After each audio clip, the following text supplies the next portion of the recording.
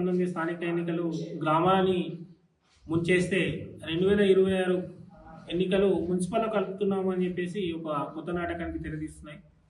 పాత ప్రభుత్వం TRS government ఉన్నప్పుడు 10 సంవత్సరాలు నరకయాతన అనుభవించారు.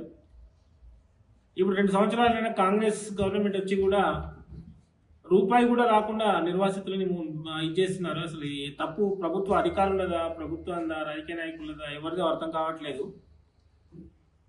కేవలం నిర్వాసితులని ఓటు బ్యాంక్, ఓటర్లుగా ఓటు ఉపయోగించుకోవడానికి మాత్రమే ఉపయోగిస్తున్నారు.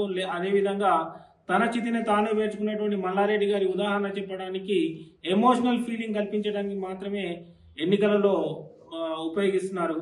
కాబట్టి మేము 2019 స్థానిక ఎన్నికలలో సర్పంచ్లందరినీ టీఆర్ఎస్ పార్టీ వాళ్ళు గెలిపించుకొని అన్ని గ్రామ పంచాయతీ తీర్మానాలు చేయించుకొని గ్రామాల నుండి ఏమి ఇవ్వకుండానే ఖాళీ చేయించినటువంటి గత ప్రభుత్వం నిలువరించడానికి ఎన్ని ప్రయత్నాలు చేసినా మమ్మల్ని ఏదో రకంగా ఇబ్బందులకు గురి చేసి 2019లో పోలీసులతోటి కిడ్నాప్లు చేసి చంపేస్తామని, ఎన్కౌంటర్ చేస్తామని బెదిరించి మమ్మల్ని గ్రామాలలో తిరగకుండా చేసినటువంటి ఘనత ఆ ప్రభుత్వంది. అయితే ఈ ప్రభుత్వం వచ్చిన తర్వాత మేము ముసలోళ్ళ కేసులలో ఉన్నటువంటి వాళ్ళకి ఇవ్వమని ఆర్డర్ ఇచ్చినటువంటి దానికి కంటెంప్ట్ చేసాం. బెయిలబుల్ వారెంట్ ఇష్యూ అయిన తర్వాత కూడా ఇంతవరకు ఎవరైతే ఏదైతే మరణించకుండా బతుకున్నటువంటి ముస్లిం వాళ్ళకి కూడా పైసలు రాకుండా కోర్టు ఉత్తర్వులు ఉన్నా కూడా చేస్తున్నారు. చివరికి క్లోజ్ అయినటువంటి కంటెంప్ట్ కేసును కూడా ఈరోజు ఓపెన్ చేయాల్సినటువంటి పరిస్థితి ఏర్పడ్డది.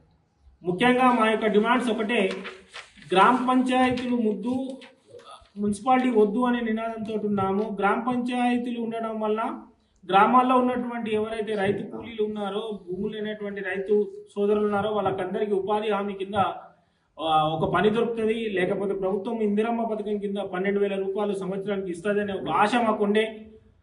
తర్వాత ఎంతో మంది నిరుద్యోగులుగా ఉన్నటువంటి యువకులకి నిరుద్యోగ వృత్తి ఇవ్వాలని చెప్పేసి కోరుతున్నాం.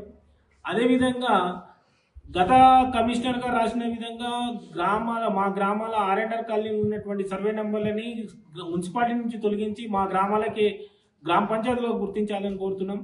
గ్రామ పంచాయతీలను విలీనం చేయాలి తప్ప స్పెషల్ స్టేటస్ ఇచ్చి విలీనం చేయాలి.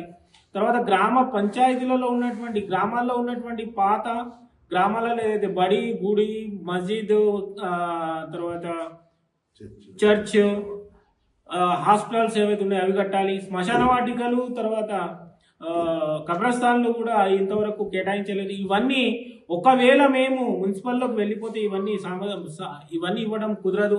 మున్సిపల్లో కేవలం లైట్లు, బల్బులు అవి ఇవి అడుగుతారు.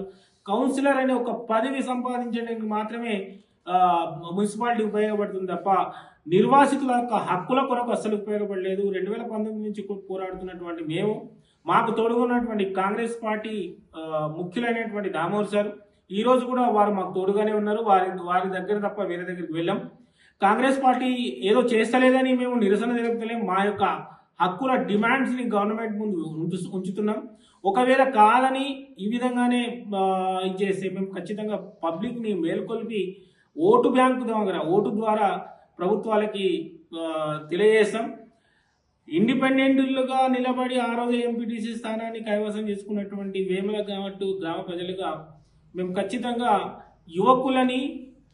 యువతని పార్టీలు కాదు ప్రజలు ముఖ్యము అనే విషయాన్ని చెప్పుకుంటూ మా యొక్క సమస్యలు తీరిన తర్వాత మాత్రమే మా గ్రామాలలో ఎన్నికలు పెట్టాలని, కనీసం మా సమస్యలను తీర్చడానికి ప్రభుత్వం ఒక మెట్టు ముందుకు రావాలని కోరుతూ ఖచ్చితంగా అనవసరంగా ఈసారి కూడా మళ్ళీ ఏదో ఒక అబండాలు వేసుకుంటూ తమ యొక్క పబ్బం గడుపుతున్నటువంటి వాళ్ళకి చెప్తున్నాం. మేము ఏ కేసులు కూడా ఇంతవరకు వాపసు తీసుకోలేదు. ఏ కేసులలో కూడా మేము విత్డ్రా కాలేదు. అన్ని కేసులు పెండింగ్లో ఉన్నాయి. ఇంకా కొత్త కేసులు కూడా ఇంకా వేస్తూనే ఉన్నాము. కాబట్టి మేము ప్రజలకి చెప్తున్నాం, ఖచ్చితంగా నిర్వాసిత గ్రామ ప్రజలు వచ్చేటటువంటి లీడర్లను నిలదీయండి. కానీ అది కూడా న్యాయపరంగా, అనవసరంగా ప్రభుత్వాన్ని బదనాం చేసేటటువంటి ఏ పని కూడా చేయకూడదని కూడా అప్పీల్ చేస్తున్నాం. చరిత్ర సృష్టించినోడు ఇప్పుడు ఆ చరిత్రని తిరగరాయబోతున్నాడు. అబద్ధాల గోడల్ని బద్దలు కొట్టి నిజాలను రాగా మీ ముందుంచబోతున్నాడు. నిజమైన వార్తల కోసం వెంటనే డౌన్లోడ్ చేసుకోండి రా యాప్ని.